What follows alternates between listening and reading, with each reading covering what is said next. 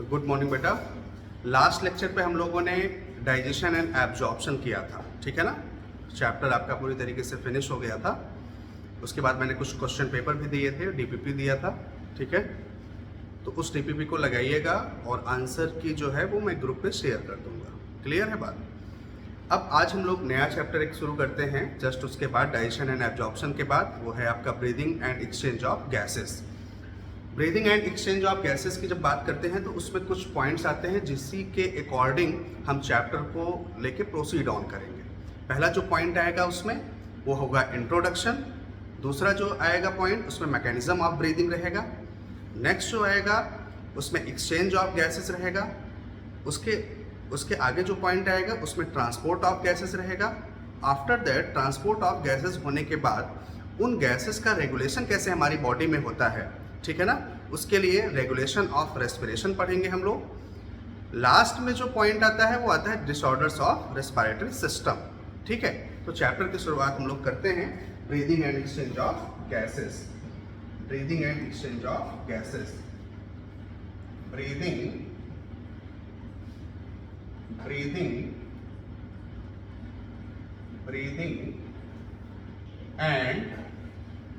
breathing and exchange of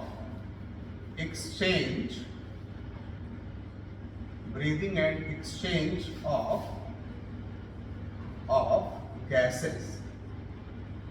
Breathing and exchange of gases.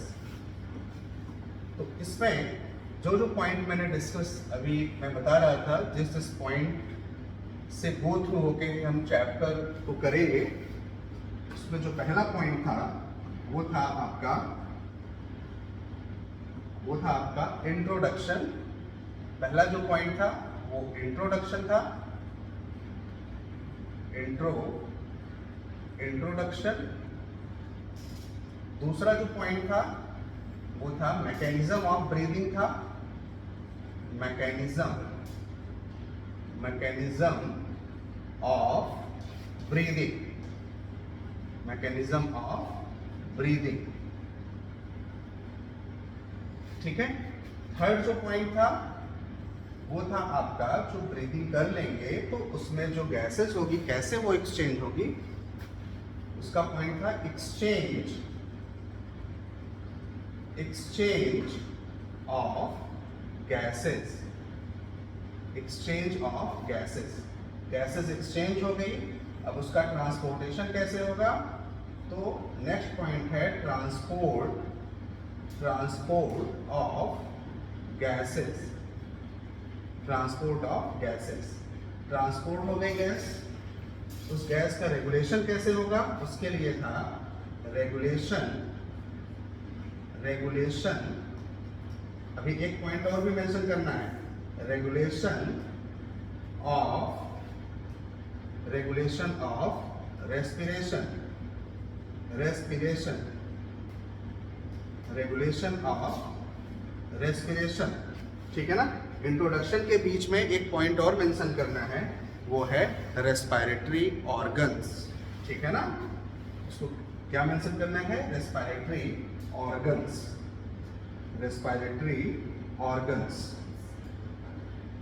ठीक है ना। रेस्पिरेटरी ऑर्गन्स, क्योंकि बिना रेस्पिरेटरी ऑर्गन के तो कुछ हो ही नहीं सकता है, ठीक है।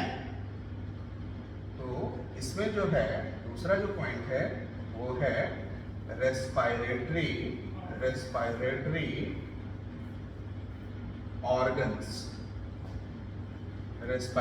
ऑर्गन्स।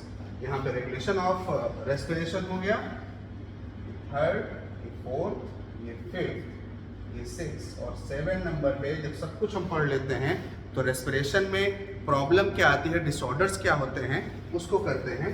तो यहाँ पे disorders of respiratory system, disorders of respiratory system, respiratory system, ठीक है बेटा।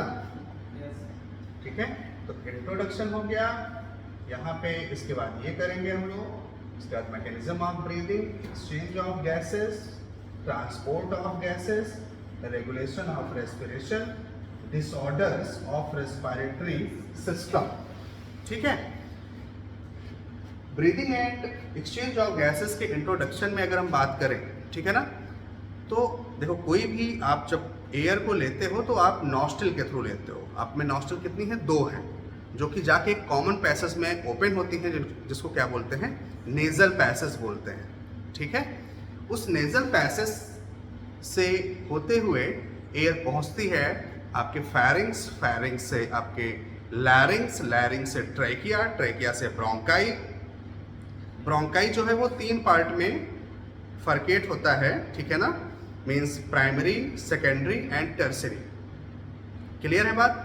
उसके बाद आता है ब्रैंकियोल आता है, और ब्रैंकियोल जो है वो मीन्स इनिशियल हुआ, मीन्स प्राइमरी हुआ, सेकेंडरी हुआ, और टर्सरी नहीं बोलेंगे, टर्मिनल बोलेंगे। ठीक है ना, बैठ जाओ बेटा, उसको क्या बोलेंगे? टर्मिनल बोलेंगे। तब जाके वो कहाँ पे पहुँचता है? उससे कनेक्टेड होता है एक बैग लाइक स्ट्रक्चर होता है, इरेगुलर बैग लाइक, काफ़ी वैस्कुलराइज्ड होता है, उसे बोलते हैं एल्वियोलाई बोलते हैं। एक को बोलेंगे एल्वियोलस, और प्लूरल फॉर्म क्या है? एल्वियोलाई है। ठीक है, तो अगर इंट्रोडक्शन की बात यहाँ पे करते हैं, तो जब एयर हम लेते हैं, ठीक, एटमॉस्फेरिक एयर को लेते हैं, तो उसमें मौजूद ऑक्सीजन को हमारी बॉडी यूटिलाइज करती है। ठीक है ना, और वो air by the process of simple diffusion, ठीक है ना, हमारी बॉडी में आता है। ठीक है, अब उस O2 का इस्तेमाल हमारे जो टिश्यू होते हैं वो किस में करते हैं? Oxidation of glucose, amino acids and fatty acid. 3 macromolecule मैंने बताया था आपको, ठीक है ना, 3 जो मैक्रो न्यूट्रिएंट थे, आपको मैंने जब डाइजेशन एंड एब्जॉर्प्शन चैप्टर करा रहा था तो मैंने बताया था। एक्चुअली इन्हीं तीनों से हमारी बॉडी को क्या मिलती है? एनर्जी मिलती है। क्लियर है बात? तो एक एक करके उन चीज़ों को करेंगे हम लोग। थोड़ा सा पहले इंट्रोडक्शन को, अब थोड़ा सा रिटर्न में करना शुरू करेंगे। तो इसमें अगर हम बात करते हैं, तो जो एयर हम एटमॉस्फेयर से लेते हैं, उसमें O2 जो होती है डिफ्यूज होती है। O2 जो है वो डिफ्यूज होती है, और उस O2 का यूटिलाइजेशन हमारे टिश्यू होते हैं, किसमें करते हैं? ऑक्सीडेशन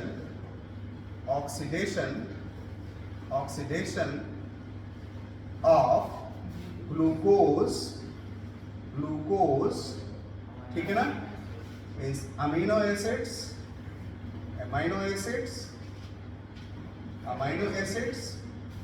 एंड फैटी एसिड में करते हैं। किसमें करते हैं बेटा? फैटी एसिड में करते हैं। फैटी एसिड में करते हैं। ठीक है ना, इसके ऑक्सीडेशन में।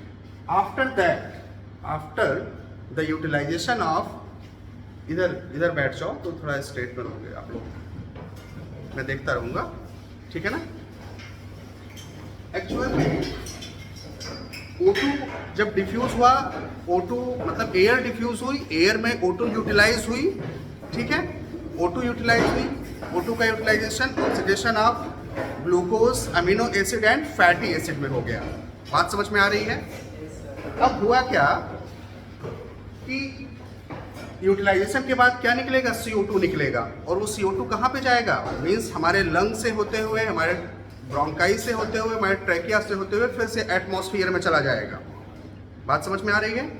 तो इस तरीके का एयर का अंदर आना और एयर का बाहर जाना, और उस एयर में कंसंट्रेशन किसका बढ़ गया? CO2 का बढ़ गया, जो बाहर जा रही है एयर।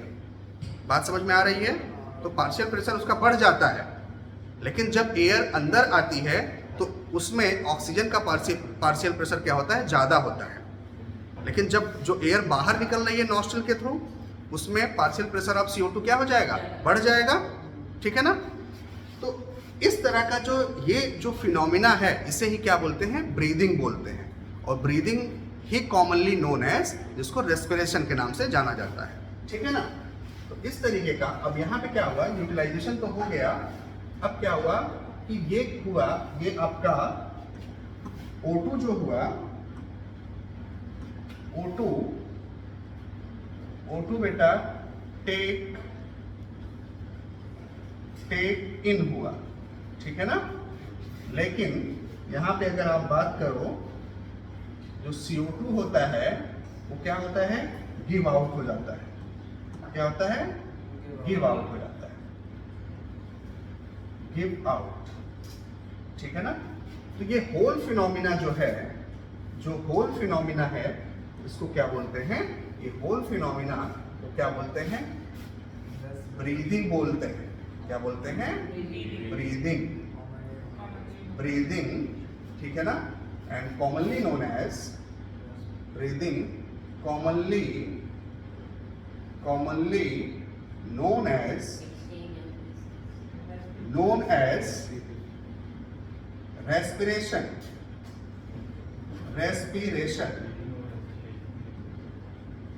क्लियर है बातें, ओके, ठीक है। इसको क्या बोलते हैं, रेस्पिरेशन बोलते हैं। अब इसी में थोड़ा सा अगर हम देखें कि रेस्पिरेशन बहुत सारे ऑर्गेनिज्म कर रहे हैं, ठीक है। मैंने बताया कि जो एयर आती है by the process of simple diffusion, ठीक है ना। तो कुछ ऑर्गेनिज्म को लें, अगर थोड़ा सा लोअर ऑर्गेनिज्म को लें, जिनको हम अगर इनवर्टिब्रेट्स का नाम दें, जो इनवर्टिब्रेट्स होते हैं, इनवर्टिब्रेट्स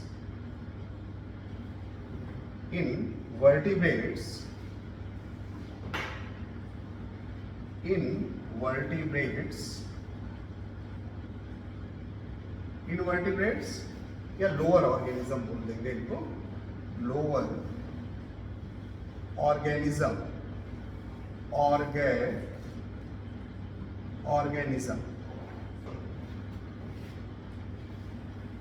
तो इसमें देखें हम, अगर थोड़ा सा हम इनिशियल जो ऑर्गेनिज्म है उसको लें, तो इसमें जो पहला एग्जांपल आता है स्पंजेस का आता है, स्पंज, ठीक है ना।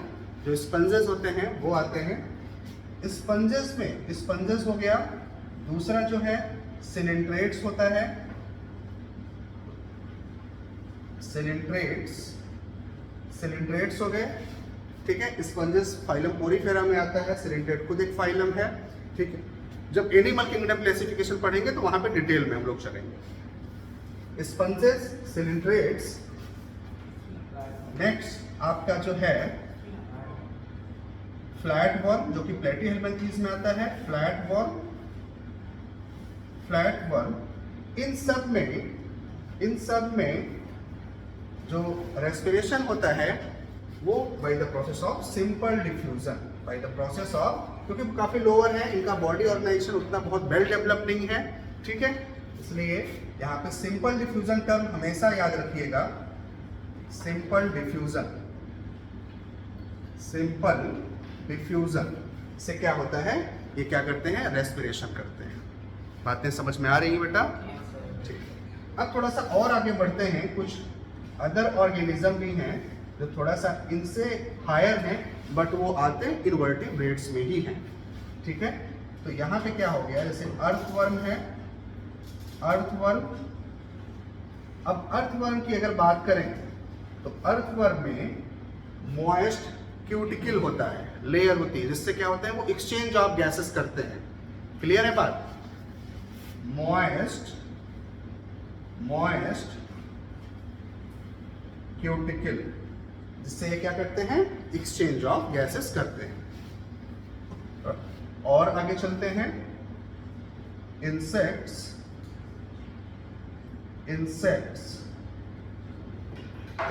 है। इंसेक्ट्स में क्या होता है, एक स्पेशल टाइप का होता है ऑर्गन, जिसको बोलते हैं ट्रैकियल ट्यूब।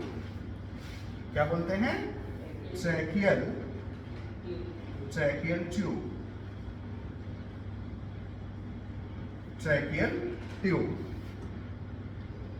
देखिए ये सब तो ये कुछ लोअर ऑर्गेनिज्म है। इससे थोड़ा सा जो आगे हम लोग चलेंगे उसमें तीन चीज़ें आपको देखने को मिलेंगी।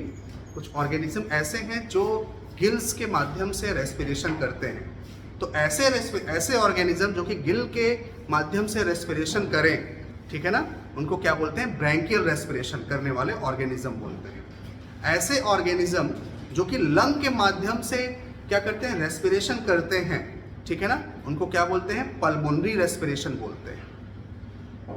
कुछ ऑर्गेनिज्म ऐसे होते हैं जो कि लंग के माध्यम से तो रेस्पिरेशन करते हैं, लेकिन किसी विशेष कंडीशन में, किसी विशेष सिचुएशन में वो अपने स्किन से भी क्या करते हैं, रेस्पिरेशन करते हैं, ठीक है ना, स्किन से भी रेस्पिरेशन करते हैं, तो उसको ऐसे रेस्पिरेशन को बोलते हैं क्यूटेनियस रेस्पिरेशन बोलते हैं। क्लियर है बातें, ठीक है। इसके पहले मैंने डाइजेशन एंड एब्जॉर्प्शन चैप्टर खत्म किया था, कुछ बच्चों का कुछ क्वेश्चन आ रहा था, तो इसी क्लास में मैं डिस्कस कर देता हूँ। क्वेश्चन ये आया था कि सर पैसिव ट्रांसपोर्ट क्या होता है, फैसिलिटेटिव ट्रांसपोर्ट क्या होता है और एक्टिव ट्रांसपोर्ट क्या होता है, ठीक है। तो देखो पैसिव ट्रांसपोर्ट क्या होता है, molecule move from higher concentration to lower concentration, ठीक है ना, जिसमें आप अगर एग्जाम्पल के तौर पे लेना चाहते हो तो ग्लूकोज ले लो, अमीनो एसिड्स ले लो और क्लोराइड आयन ले लो, ये चीज़ दिमाग में बैठा लीजिए। दूसरी बात करते हैं फैसिलिटेटिव ट्रांसपोर्ट की। तो फैसिलिटेटिव ट्रांसपोर्ट एक तरीके का पैसिव ट्रांसपोर्ट ही है, ठीक है, बस केवल एक डिफरेंस है फैसिलिटेटिव ट्रांसपोर्ट में, इसमें भी molecule move from higher concentration to lower concentration जाता है, ठीक है, लेकिन move from higher concentration to lower concentration through membranous protein से होके जाता है, थ्रू मेम्ब्रेनस प्रोटीन, तो ऐसे को क्या बोलते हैं, फैसिलिटेटिव ट्रांसपोर्ट बोलते हैं। इसके एग्जांपल पे अगर आप लेना चाहो तो आप ग्लूकोज ले लो, आप अमीनो एसिड ले लो, ठीक है। जब एक्टिव ट्रांसपोर्ट की बात करते हैं तो एक्टिव ट्रांसपोर्ट में जस्ट अपोजिट हो जाता है, molecule move from lower concentration to higher concentration, ठीक है ना। अब अगर आप सोचो lower concentration to higher concentration, मतलब सपोज दैट अंशुमान के पास में इसके पास में सपोज दैट 2 रुपए हैं, ठीक है ना, रुद्र के पास में 1 रुपए है। अब रुद्र का मन क्या हुआ, नहीं, अंशुमान बोला कि तुम 1 रुपए तुम्हारे पास में है, मुझे वो 1 रुपए चाहिए। तो रुद्र बोला नहीं, मैं नहीं दूंगा। तो बोला ऐसा है, बाहर निकलो तो बताते हैं। तो रुद्र बोला कि नहीं, ये तो गड़बड़ हो जाएगा, इसके तो कई सारे दोस्त बन गए, अभी तो 4 ही महीने से आया हुआ है, ठीक है। तो ये रुद्र को धमकाया, तो धमकाएगा कैसे, अपनी शक्ति के बल पे, अपने पावर के बल पे। तो रुद्र के पास कंसंट्रेशन इससे कम था या ज़्यादा, कम था, लेकिन फिर भी रुद्र डर के मारे देगा इसको। तो अब molecule move from lower concentration to higher concentration, इसने क्या अप्लाई किया, एनर्जी अप्लाई किया। तो इसीलिए एक्टिव ट्रांसपोर्ट का जो डेफिनेशन बन जाता है, molecule move from lower concentration to higher concentration, ठीक है, और require energy in the form of ATP. इसके एग्जाम्पल में अगर आप लो तो ग्लूकोज, अमीनो एसिड्स और सोडियम आयन, ठीक है ना। तो मुझे लगता है कि डाउट क्लियर हो गया होगा, ठीक है, कि पैसिव क्या होता है, फैसिलिटेटिव ट्रांसपोर्ट क्या होता है एंड एक्टिव ट्रांसपोर्ट क्या होता है। हम लोग प्रोसीड ऑन करते हैं आगे। तो यहाँ पे मैंने आपको बताया कि जैसे मैंने ब्रैंकियल रेस्पिरेशन, पल्मोनरी रेस्पिरेशन और मैंने क्या बताया, क्यूटेनियस रेस्पिरेशन, ठीक है। उसको आगे चलते हैं, ये चीज़ें आप लोग नोट डाउन कर लीजिए, ये यहीं पे मैं बता देता हूँ।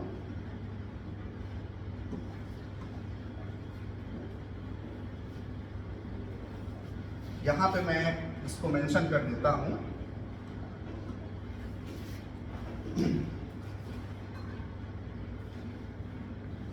देखो ब्रैंकियल रेस्पिरेशन क्या होगा, ब्रैंकियल रेस्पिरेशन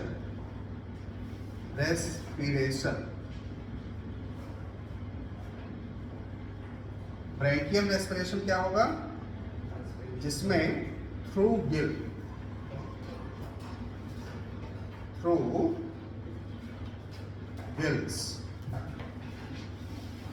से रेस्पिरेशन हो, ठीक है। इसमें कुछ आप देखोगे तो एक्वेटिक ऑर्थोपोड्स हो जाते हैं और मोलस्क्स हो जाते हैं, ठीक है ना। एग्जाम्पल के तौर पे that is aquatic aquatic arthropods and mollusks.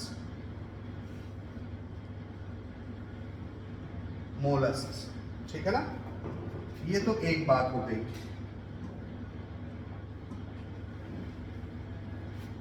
दूसरी बात हम लोग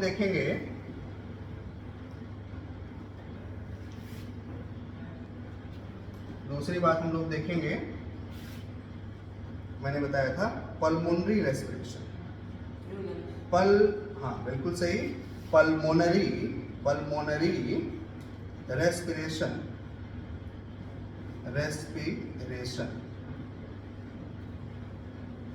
पल्मोनरी रेस्पिरेशन, इसमें क्या होता है, थ्रू लंग्स,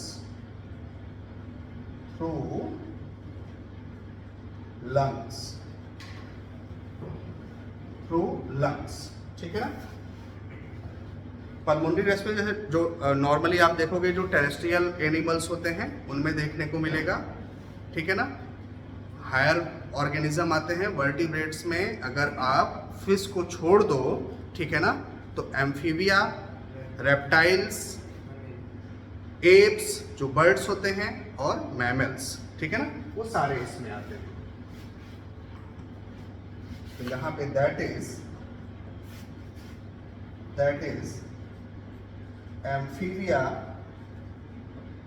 एम्फीबिया, ठीक है, रेप्टाइल्स, एप्स एंड मैमल्स, ठीक है ना। मतलब ऑल वर्टिब्रेट, अगर वर्टिब्रेट्स की बात करें, चलो उसको मैं अलग से मैं कर दूंगा, मैमल्स। इसी पेज पे ही एक और भी मेंशन कर देते हैं जो मैंने बताया था, क्यूटेनियस रेस्पिरेशन। एक्सेप्ट, जैसे वर्टिब्रेट्स में तो आपको देखने को मिलेगा, ठीक है ना, लेकिन एक्सेप्ट अगर टेरेस्ट्रियल एनिमल जो होते हैं उसमें एक्सेप्ट आप फिश को छोड़ दो, ठीक है ना, या वर्टिब्रेट्स में फिश को आप छोड़ दो, तो फिश में क्या होता है, फिश में गिल से होता है, लेकिन जो एक अलग मैंने बताया था रेस्पिरेशन, उसको बोलते हैं क्यूटेनियस रेस्पिरेशन बोलते हैं, और उसमें केवल और केवल क्या आपका आता है, फ्रॉग आता है। फ्रॉग लंग से भी करता है, लेकिन मैंने बताया था कि क्यूटेनियस रेस्पिरेशन क्या होता है, विशेष सिचुएशन में वो क्या करता है, अपने स्किन से मीन्स रेस्पिरेशन करता है। तो क्यूटेनियस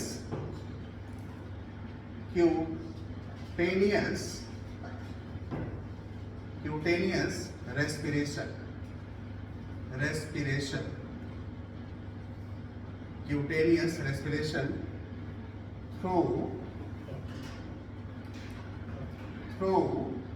स्किन, ठीक है ना बेटा।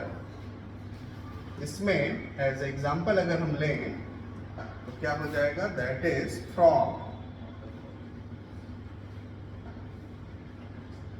बेटा देखो ये सब चीजें आपके एनसीईआरटी में भी मिलेंगी, ठीक है, बात समझ में आई। लेकिन उस एनसीईआरटी को समझने के लिए आपको टीचर की ज़रूरत पड़ती है, ठीक है ना।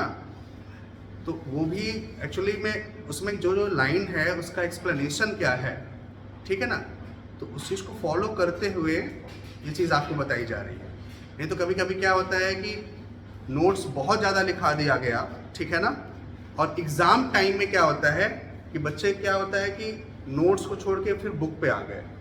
तो कम से कम नोट्स आपका ऐसा होना चाहिए कि आपको लास्ट टाइम तक आप उससे लव करते रहो, ठीक है ना। आई बात समझ में। ये नहीं कि लास्ट टाइम में भाई साल भर मेहनत की गई, लास्ट टाइम में नोट्स ही अलग कर दिए, भाई एनसीईआरटी पढ़ेंगे एनसीईआरटी। बिल्कुल ज़रूरी है एनसीईआरटी। तो अगर नोट्स में उसी फॉर्मेट में होगा, ठीक है, तो आपको तुरंत मीन्स हेड और टेल वाला हिसाब रहेगा। अगर नोट्स हेड रहेगा तो एनसीईआरटी टेल रहेगी। तो सिक्का तो आपको चाहिए ही ना, ऐसा थोड़ी कि हेड निकाल के रख लोगे टेल को छोड़ दोगे, तो ये काम नहीं करना है, ठीक है। तो उसी को ध्यान में रखते हुए एकदम उसको फॉलो करते हुए ये चीज़ें आपको बताई जा रही हैं। ओके, एक बार नोट डाउन कर लीजिए, फिर नेक्स्ट पेज पे चलते हैं।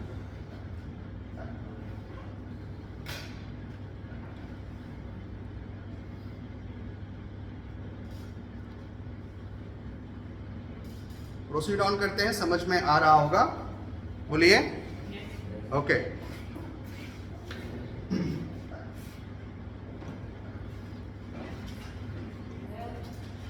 अब यहाँ पे क्या है, अब आगे वाला जो पॉइंट है वो है रेस्पिरेटरी ऑर्गन्स। देखो रेस्पिरेटरी ऑर्गन्स में अगर हम बात करेंगे तो रेस्पिरेटरी ऑर्गन में हम लोगों को जो पढ़ना है वो ह्यूमन रेस्पिरेटरी सिस्टम को पढ़ना है, ठीक है। तो ह्यूमन रेस्पिरेटरी सिस्टम में, तो रेस्पिरेटरी ऑर्गन में हम लोग क्या पढ़ेंगे, ह्यूमन रेस्पिरेटरी सिस्टम। वो तो तुम्हारी समस्या का समाधान हो जाएगा, ठीक है, उसकी चिंता ना करो। Human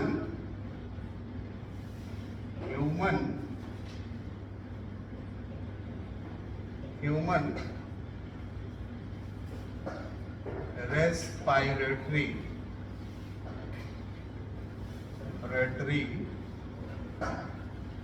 human respiratory system, human respiratory system,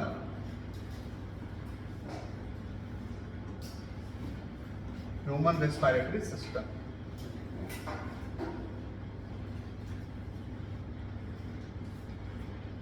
ये किसके अंतर्गत आएगा, ह्यूमन रेस्पिरेटरी ऑर्गन के। ह्यूमन रेस्पिरेटरी ऑर्गन में हमें क्या करना है, ह्यूमन रेस्पिरेटरी सिस्टम को पढ़ना है, ठीक है। अब ह्यूमन रेस्पिरेटरी सिस्टम वाइसली तो बता रहे हैं कि हाँ ह्यूमन रेस्पिरेटरी सिस्टम क्या होता है हमारी बॉडी में, हमारा पूरा लंग्स होता है, ठीक है। तो उस लंग्स को थोड़ा बना भी लेते हैं, ठीक है ना, फिर एक एक चीज हम लोग करते चलेंगे। लंग्स को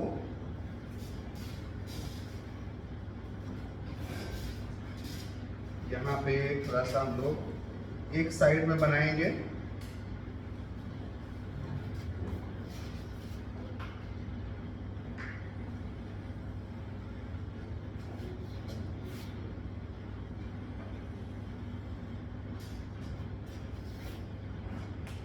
यहाँ पे आपका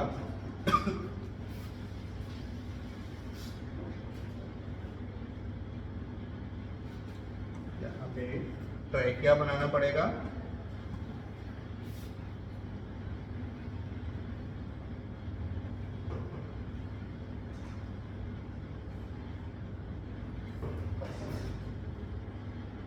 ट्रैकिया,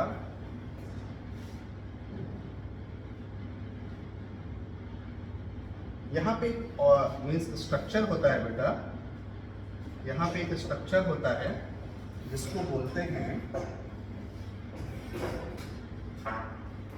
एपिग्लॉटिस बोलते हैं। क्या बोलते हैं, एपिग्लॉटिस बोलते हैं। अब ट्रैकियल ट्यूब बनाना है, ट्रैकियल ट्यूब आप देखोगे तो ट्रैकियल ट्यूब ये मिड थोरैसिक कैविटी में रहता है। कहाँ पे रहता है, मिड थोरैसिक कैविटी में रहेगा। उसके बाद जो 5th नंबर की वर्टिब्रा होती है, 5th नंबर वर्टिब्रा मीन्स अगर आप इधर से देखोगे 5th नंबर की थोरैसिक वर्टिब्रा, थोरैसिक का मतलब चेस्ट वाला रीजन, ठीक है ना, वहीं पे जाके ये बाइफर्केट होती है। तो ट्रैकिया है, बाइफर्केट होगी तो किस में कन्वर्ट होगी, ब्रोंकाई में।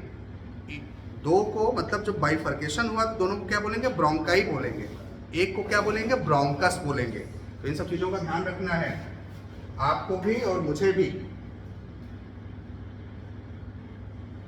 ये क्या हुआ, ब्रोंकाई,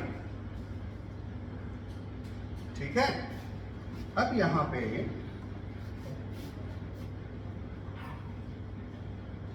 लंग्स को ड्रॉ करेंगे।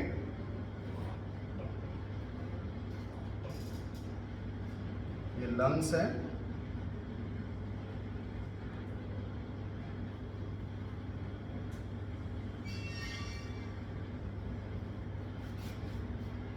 देखो दो लंग्स के बीच में क्या सिचुएटेड होता है, हार्ट सिचुएटेड होता है, ठीक है ना। और बेटा हार्ट किधर होता है, लेफ्ट साइड में होता है, इसीलिए एक नॉच लाइक स्ट्रक्चर बनता है। अभी आप लंग्स को बनाएंगे तो आपको देखने को मिलेगा।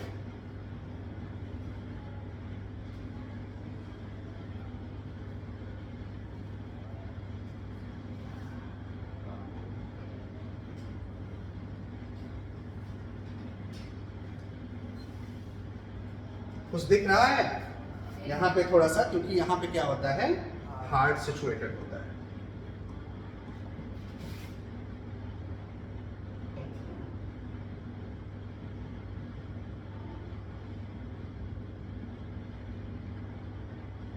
दिख रहा है ना, ठीक है, ये हार्ट है। अब यहाँ पे थोड़ा सा और भी चलेंगे, देखेंगे। लंग्स तो मैंने बना दिया है, लेकिन लंग्स के साथ साथ में यहाँ पे एक्चुअली लंग्स को कवर करने वाली दो मेम्ब्रेन होती है, उसको बोलते हैं प्लूरल मेम्ब्रेन। एक तो क्लोज टू द लंग्स होती है और एक क्या होती है, थोरेसिक चैम्बर की तरफ रहती है, ठीक है। तो वो जैसे बनाते जाएंगे, जैसे मैं बनाता जाऊंगा वैसे आपको समझते ही चलना है।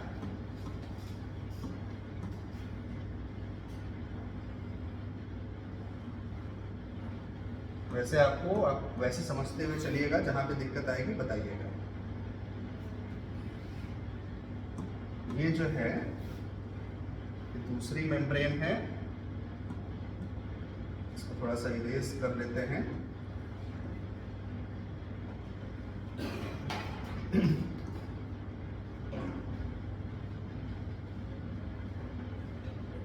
डबल लेयर,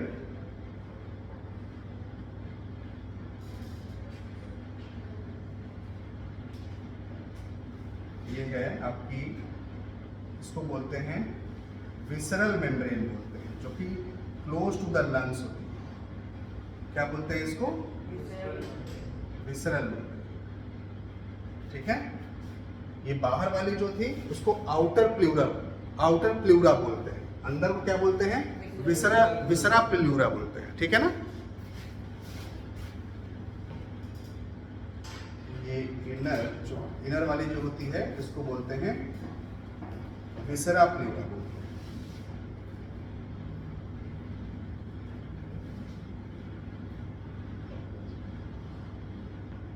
विसरा प्लूरा, ठीक है।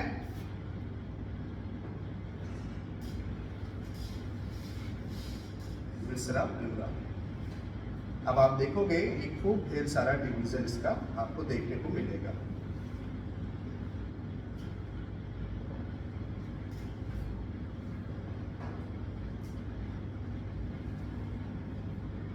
खूब ढेर सारा डिवीजन देखने को मिलेगा।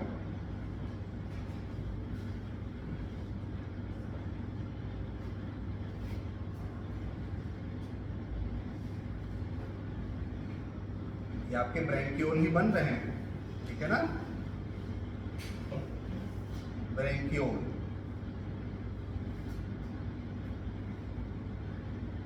ठीक है।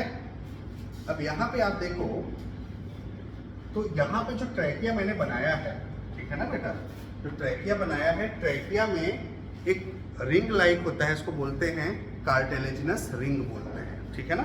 क्या बोलते हैं, कार्टिलेजिनस रिंग बोलते हैं।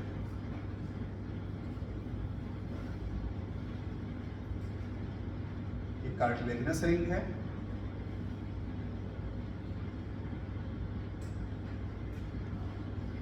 एक एक करके समझते ही चलोगे आप। कार्टिलेजिनस रिंग है,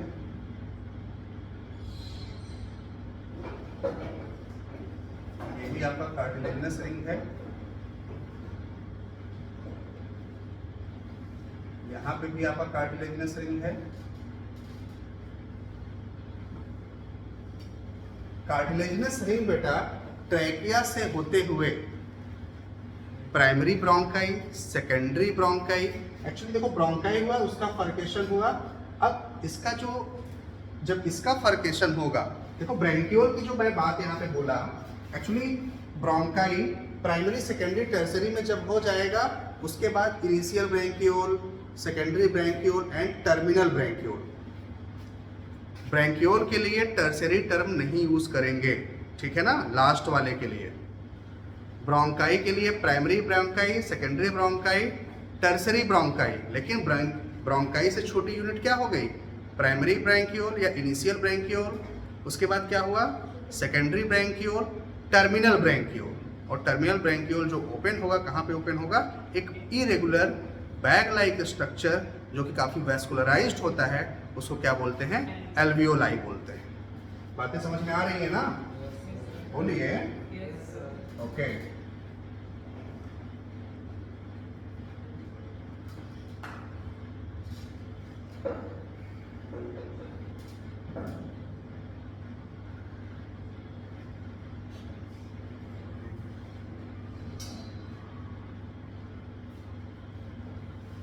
ध्यान से देखिएगा स्ट्रक्चर को।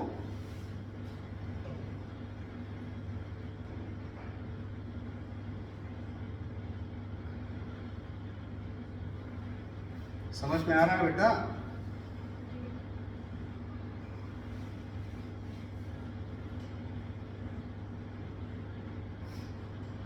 कई सारे हम लोग बनाते चले जाएंगे।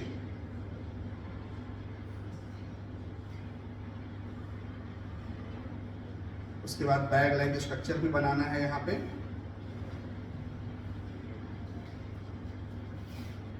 यहाँ पे एक ऐसा चल गया है पेन,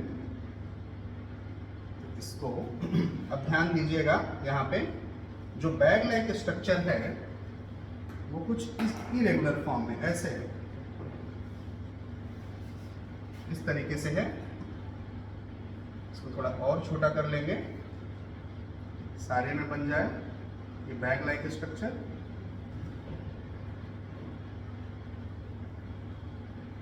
इसको क्या बोलते हैं, एल्वियोली बोलते हैं। क्या बोलते हैं? एक को एल्वियोलस बोलेंगे और एक से ज्यादा को क्या बोलेंगे, एल्वियोलाई बोलते हैं। क्लियर है ना बेटा? ओके, ठीक है ना? जितने से मैंने बनाया है सबसे मैं कनेक्ट कर दे रहा हूं, सब में एयर क्या हो रही है, डिफ्यूज हो रही है। क्लियर है बात? यहाँ पे भी काफी मतलब इरेगुलर होता है और वैस्कुलराइज्ड होता है, ठीक है ना?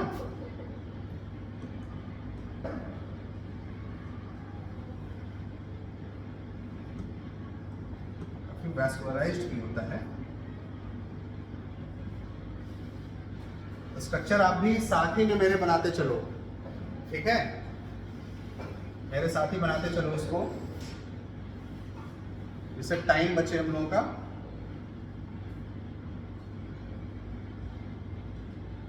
स्ट्रक्चर की जितनी प्रैक्टिस करोगे ना, थ्योरी उतनी अच्छी क्लियर रहेगी।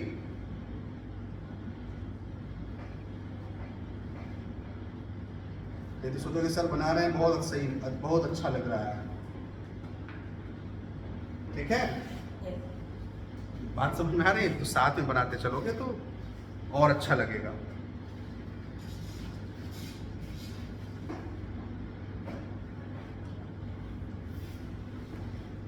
यहां पे बेटा जो कार्टिलेजिनस रिंग है यहां तक भी जाते हैं,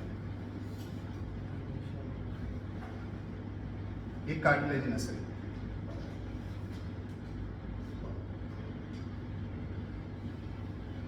ये कार्टिलेजिनस रिंग यहां तक जा रहे हैं।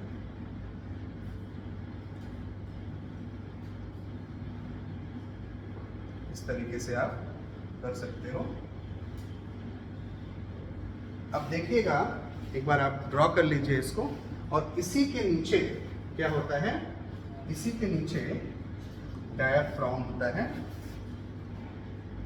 डायाफ्राम पे क्या होता है, सिचुएटेड होता है। समझ में आ रही है बात? डायाफ्राम पे क्या होता है, ये सिचुएटेड होता है।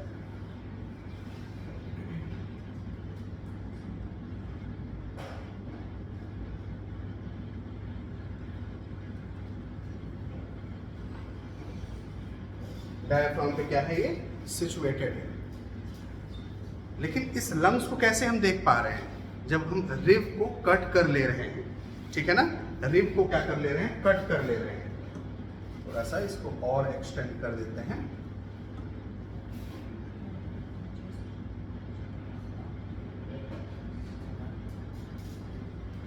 रिब्स को क्या कर ले रहे हैं, कट कर ले रहे हैं, तब ये जाके हमें दिखता है। और थोड़ा सा इसको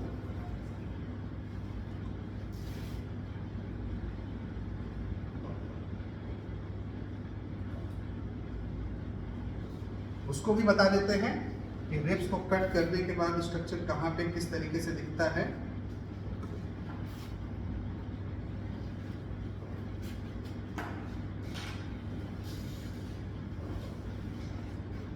ध्यान से देखिएगा, यहाँ पे रिब्स को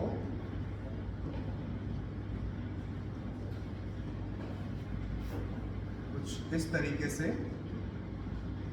देखने को मिलेगा आपको।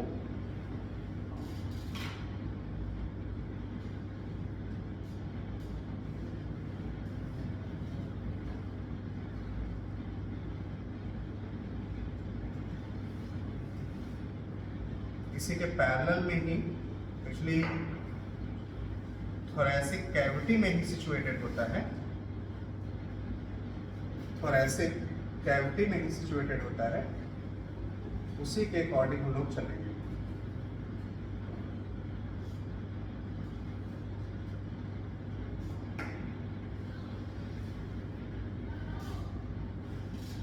थोरैसिक कैविटी जो होती है उसी में आपका ये दोनों लंग सिचुएटेड रहता है।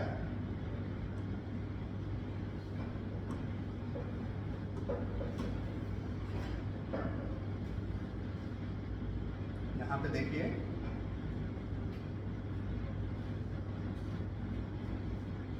कि जब रिब को आप कट कर देते हैं तो कुछ इस तरीके से स्ट्रक्चर दिखता है,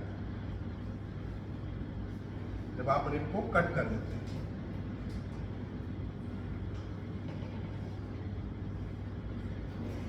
बेटा स्ट्रक्चर क्लियर दिख रहा है? ओके।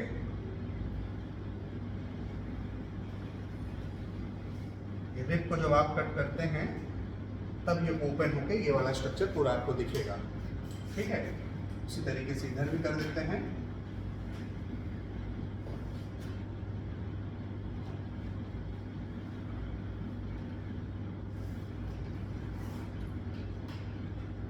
रिब्स को कट किया है। अब आप ध्यान से देखो, यहाँ पे जो मैंने ऊपर बनाया है स्ट्रक्चर वो भी देखते चलोगे, सुनते चलोगे मेरी बात को। ऊपर जो है ये एपिग्लॉटिस है, ठीक है ना। एपिग्लॉटिस किसका बना होता है? ये कार्टिलेजिनस फ्लैप लाइक स्ट्रक्चर होता है, ठीक है ना। और हमारा जो ट्रैकिया होता है वो भी किसका होता है?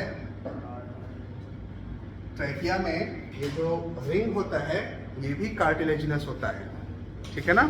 लेकिन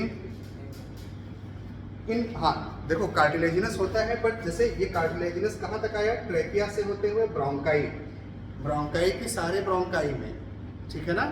और प्राइमरी, सेकेंडरी, टर्सरी, बात समझ में आ रही है? और इनिशियल ब्रैंकियोल तक ये इसका डिस्ट्रीब्यूशन है कार्टिलेजिनस रिंग का। तो ये चीज़ एकदम दिमाग में रखिएगा। बात समझ में आ रही है? ये चीज़ पूरा दिमाग में रखिएगा, ठीक है। बात समझ में आ रही है? ओके। टाइम कितना हो रहा है बेटा? 12th वालों का टेस्ट स्टार्ट है। ओके, तो आज का लेक्चर यहीं पे करते हैं, ठीक है। उसके बाद नेक्स्ट लेक्चर से इसको कंटिन्यू करेंगे लेवलिंग के साथ में। Okay, bye bye.